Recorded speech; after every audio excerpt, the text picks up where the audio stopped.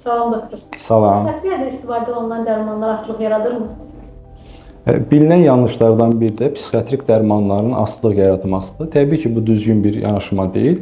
Psixiatriyada istifadə olunan bir çox dərmanlar asılılıq yaratmır. Xüsusən də antidepresantlar haqqında bu fikir çox deyilir. Heç bir antidepresant qrupu asılılıq yaratmırlar. Sadəcə bunları kəsərkən yavaş-yavaş dozalayıb kəsmək lazımdır. Yəni kiçildirərək kəsmək lazımdır. Həmçinin ən çox istifadə olunan antipsixotiklərdə, normotimiklərdə asılılıq yaratmır. Sadəcə benzodiazepin tərkibli dərmanlar, yəni ən çox istifadə olunanları klonazepam, fenazepam, diazepam, alprazolam kimi dərmanlar uzun müddət istifadə olunanda həm fiziki, həm də psixi asılılıq yarada bilər. Ona görə də bunları əgər zəruri istifadəsi lazımdırsa, maksimum 2 həftə ərzində istifadə etmək olar. Doktor, hansı hallarda psixiatra müraciət edilməlidir? Çox yaxşı sualdır.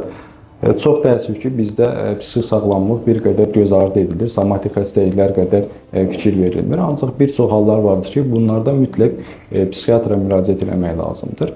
Ən başlıcası reallıq hissinin itməsi ilə biruzə verən psixi pozuntulardır. Bunun zaman halüsinasiyalar, əgər paranoid fikirlər varsa, mütləq şəkildə psixiatra müraciət etmək lazımdır. Həmçinin əhval-ruhiyyə pozuntularında, depressiyalarda, bipolyar pozuntuda müraciət etmək lazımdır psixiatra.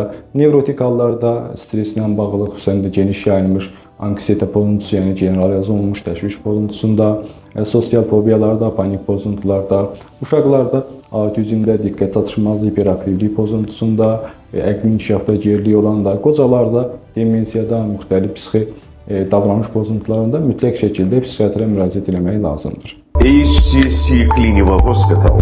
Sağlamlığınızı bizə etibar edin.